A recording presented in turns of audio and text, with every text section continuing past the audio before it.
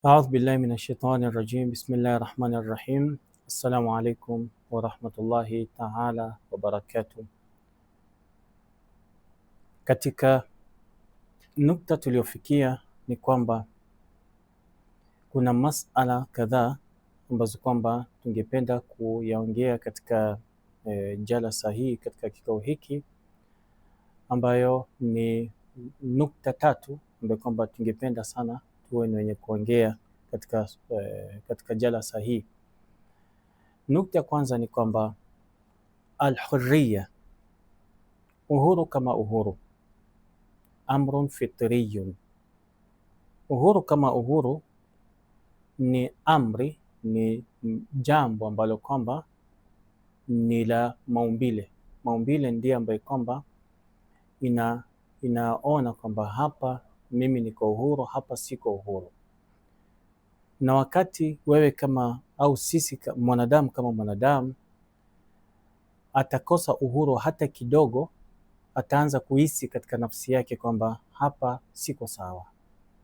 Ima akiwa yuko katika mahusiano ya kawaida, mume mke, ima akiwa anafanya kazi sehemu fulani, ima akiwa ni mwanafunzi sehemu fulani, ima akiwa ni kiongozi sehemu fulani. Hawa wote watakuwa ni wenye kutafuta uhuru ikiwa wataona kwamba hapa pale ambapo pamefika sio sahihi. Watakuwa ni wenye kutafuta kitu ambacho kwamba ni asah, yani iko sawa zaidi. Lakini wakati ambao kwamba tunapoendelea katika hii nukta ya kwanza, huyu ambaye kwamba anayetafuta kitu hiki sio kwamba ni muarif, yani sio kwamba ni kwa ajili katika zama hizi, kabla tuingie katika hiyo nukta, katika zama zote ikiwa mtu atasema kwamba mimi nahitajia uhuru wangu, utaona kuna mwingine anasema kwamba huyu bwana ambaye kwamba anatafuta uhuru wake sasa ameanza kusema hivi, ataitwa majina mbalimbali hizo, wakadhalika yafaalun. Yani utapata kwamba huyu ambaye kwamba anaitafuta uhuru wake, watu wengi sana wataanza kumwambia, au wale ambao kwamba hawaelewi maana ya hakika ya uhuru, wataanza kumwambia wewe umekuwa hivi, wewe siku hizi uko hivi, wewe siku hizi uko hivi. Lakini kumbe wakati mwingine uhuru huwa inamsukuma mtu, yani fitra, nature ya mwanadamu huwa inamsukuma mtu awe ni mwenye kutafuta ile freedom yake. Ndio maana utapata kwamba hata kama mtu ameishi na mtu miaka mingapi, lakini sasa ikifika sehemu ambayo kwamba anaona huyu mwenzake anamuumiza zaidi, utapata na jivua kwa ile uhusiano, najivua. Kwa nini? Kwa ajili kuna moja mbili tatu ambayo kwamba inamfunga na inamnilio. Kwa hivyo mwanadamu sio mnyama ambaye kwamba anafaa kuwa kwa keji. Yani mwanadamu kama mwanadamu hafai kuwa kwa keji. Mwanadamu kama mwanadamu anafaa kuwa nje ya keji, yani anafaa kuwa nje ya ufungo, yani nje ya kifungo ambaye kwamba tunaita kifungo uhuru. Sasa ndio maana anasema alhurriya, uhuru, amrun fitriyun, ni kitu ambacho kwamba ni cha maumbile. La yunalu, hii uhuru yenyewe haitafuti isipokuwa fitra yenyewe ndiyo ambayo kwamba inamsukuma mtu kwenda kwa fitra hiyo. Hiyo ni nukta kwanza. Nukta pili, la yujad hunak, haipatikani afdal min al-akhar, yani haipatikani mtu ambaye kwamba ni bora zaidi kuliko mwingine. Hakuna mtu ambaye kwamba ni bora kuliko mtu mwingine. Yani mathalan ukianza kuanzia kwa wakati wa Nabii Adam alayhi salam mpaka wakati zama zetu, utapata kwamba na katika historia ya mwanadamu na katika maumbile ya mwanadamu hakuna mtu ambaye kwamba ni bora ya mtu mwingine. Yani katika lugha nyingine ni kwamba wanadamu wote wako katika haddin sawa, wako katika level moja. Tukirudi zaidi, yani mwanadamu ni hayawanu natik, mwanadamu ni mnyama ambaye kwamba ni mnyama anayetafakari. Sasa hawezi pata tuseme huyu ni mwanadamu lakini awe ni nini, awe ni kitu kingine. La, haiwezekani. Na hatuwezi vua unyama, yani hatuwezi vua hii kuita mwanadamu kwamba ni mnyama, hatuwezi vua kwa mwanadamu. Kwa hivyo kwa sababu hiyo hatuwezi vua unyama kutoka kwa mwanadamu, Yani hatuwezi waisema al-insanu kitu kingine alafu natik, au al-insanu kitu kingine na kitu kingine, hatuwezi waisema hivyo. Na kwa sababu hiyo ndio maana tunasema wanadamu wote wako sawa. Hiyo ni kiakili, na tukirudi katika dini ni hivyo hivyo. Yani tukirudi katika Qur'an, Mwenyezi Mungu Subhanahu wa Ta'ala anasema bismillahir rahmanir rahim, ya ayuhan nasu inna khalaqnakum min dhakarin wa untha, tumeombeni kutokamana na mke na mume, waja'alnakum, na tumewajalieni, shu'uban wa qabaila litaarafu, tumewajalieni kuwa ni shu'ub wa qabail na makabila tofauti tofauti ili mjuane. Inna akramakum inda Allahi atqakum, tumewajalieni makabila mbalimbali na mataifa mbalimbali ili mjuane. Inna akramakum, hakika mbora wenu, atqakum, ni yule ambaye kwamba anamcha Mwenyezi Mungu. Kwa hivyo sisi wote tuko katika haddin sawa. Sasa kwa vile tuko katika haddin sawa, yani tuko katika level moja, anasema falhurriya, uhuru, la tahtaju ila al-akhar duna al-akhar, uhuru haitaji mtu pasina mtu. Yani hayawan, tukisema mwanadamu ni mnyama, haitaji mwanadamu fulani bila mwanadamu fulani. Kwa mfano, haitaji Zaid, haitaji Muhammad alafu imtajie Zaid. Yani tukisema mwanadamu ni mnyama, hii unyama haitaji Zaid alafu ikatae Muhammad, au haitaji mtu fulani ikose kuhitajia, lakini inahitajia watu wote. Falhurriya, uhuru, la tahtaj ila al-akhar duna al-akhar, haitaji mtu mwingine kana na mtu mwingine. Uhuru inahitajia watu wote. Bal tahtaju ilaina, uhuru inahitajia sisi. Yani kwamba uhuru ni kama vile mvua. Mvua wakati ambao kama inaponyesha inanyeshia kila mtu. Kwa hivyo haimaanishi kwamba mvua haitaji mtu fulani ikose kuhitajia mtu fulani. Mvua ikinyesha ni ya watu wote na ni ya kila mtu. Na ndio maana hapo katika system ya uhuru ni kwamba wakati ambao kwamba mvua inaponyesha hakuna mtu atakataza mtu mwingine kufaidika na mvua. Hakuna, hata kama ni nani, hakuna. Na akija leo aseme hafai kufaidika na mvua, tutamuuliza mvua ni yako ama ni ya nani? Hiyo ndio swali ambayo kwamba tutakapomuuliza. Kwa hivyo uhuru kama uhuru inahitajia watu wote. Bal tahtaju ilaina, bali uhuru na zaidi inatuhitajia sisi sote. Wakama, na kama vile, annana, kama vile sisi, jamian, kama vile sisi sote na sote, nahtaji ila alma, kama vile sisi sote na sote tunahitajia maji, fanahtaju, basi sisi sote nahtaji ila alhurriya, tunahitajia hurriya. Illa ma shadh, isipokuwa wale ambao kwamba tu ni vikundi vidogo vidogo ndio ambao kwamba huwa wanasema sisi tunataka tuondoe hii maana ya huria kwa hawa watu. Sisi tunataka tuonde uhuru kwa watu fulani. Sisi tunataka tuonde uhuru kwa watu fulani. Lakini fitra ni kwamba sisi sote na sote tunashare uhuru. Hiyo ni nukta ya pili ambayo kwamba tungependa kuelezea. Nukta ya tatu ni kwamba ambayo kwamba ndio kitu muhimu sana. Al-hurriya, uhuru, la tunal, haipatikani. Hapa tunapenda sana tuweze kubadilishana maneno.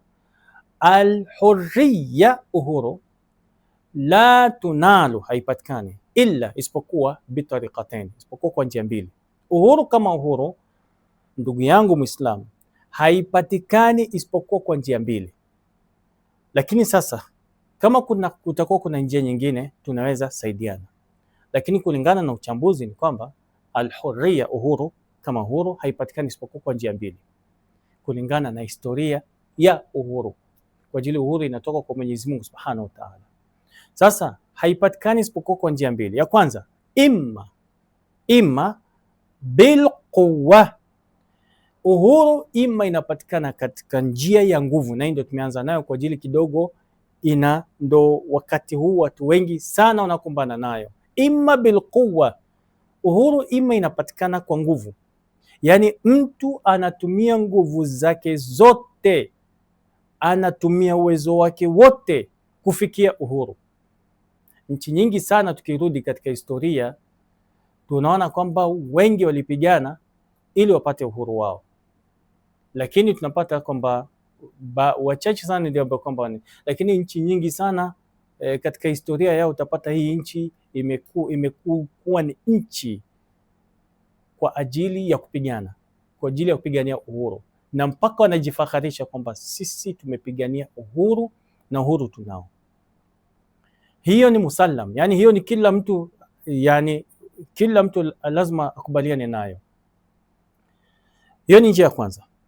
Njia ya pili, alhurriya, uhuru inapatikana bighairiha, inapatikana bila ya nguvu. Yani wakati ambao kwamba Mwenyezi Mungu Subhanahu wa Ta'ala alituumba sisi, alitupa uhuru na alituweka katika dunia hii katika njia ya uhuru. Na kuna hukumu ambazo kwamba ziko, kuna sheria ambazo kwamba ziko, ambazo kwamba inakuambia uhuru wako ni kuanzia hapa mpaka hapa. Lakini ile uhuru wa mwanadamu Mwenyezi Mungu Subhanahu wa Ta'ala ambaye kwamba ametupa sisi, tunaongea kuhusiana na hiyo uhuru kwamba wewe unaweza fanya hii na hii na hii na hii, wewe unaweza fika hapa na hapa na hapa. Sisi tunaongea kuhusiana na hiyo uhuru. Kwa hivyo uhuru huo ambaye kwamba Mwenyezi Mungu amekuwa ni wenye kutupa, na tukirudi katika baadhi ya uchambuzi ni kwamba Mwenyezi Mungu wakati ambao kwamba atakapokuamrisha kitu haiwezienda nje ya fitra. Narudia tena, wakati ambao kwamba Mwenyezi Mungu anakuamrisha kitu, wakati ambao kwamba Mwenyezi Mungu anakuamrisha wewe ufunge, wakati ambao kwamba Mwenyezi Mungu anakuamrisha wewe mwanamke uvae hijabu, wakati ambao kwamba Mwenyezi Mungu atakuamrisha wewe usiibe, zote hizo haziendi nje ya fitra, bali inaendana na fitra ya mwanadamu. Tuingie zaidi, inaendana na fitra, maumbile ya mwanadamu. Kwa ajili maumbile ya mwanadamu, fitra ya mwanadamu, nature ya mwanadamu haikatai kufunga. Kama kuna mtu ambaye kwamba atakuwa iko na dalili kwamba nature ya mwanadamu inakataa kufunga, kuje aseme kwamba nature ya mwanadamu inakataa kufunga. Nature ya mwanadamu haikatai kuvaa hijabu. Wakati ambao kwamba mtu atakapokuwa anavaa hijabu, mwanamke atakapokuwa anavaa hijabu, ataona faida ya hijabu. Kwa hivyo nature ya mwanadamu haikatai kuvaa hijabu. Alafu hapo ndio tuingie katika hiyo nukta. Nature ya mwanadamu, Mwenyezi Mungu amekataa wizi. Nature ya mwanadamu inakataa wizi, inakataa kabisa. Nature ya mwanadamu inakataa kuiba. Tuulize wale ambao kwamba walikuwa wanakuwa ni wenye kuingia katika masala ya wizi na wanakuwa ni wenye kuiba. Kuna bwana fulani alikuwa amejiingiza katika hiyo kazi, lakini mwisho yalijikuta pabaya. Yani akibaki peke yake, mandoto ambazo kwamba anaziota ni ndoto za kiajabu sana, ndoto za kufukuzwa, ndoto za kutimuliwa.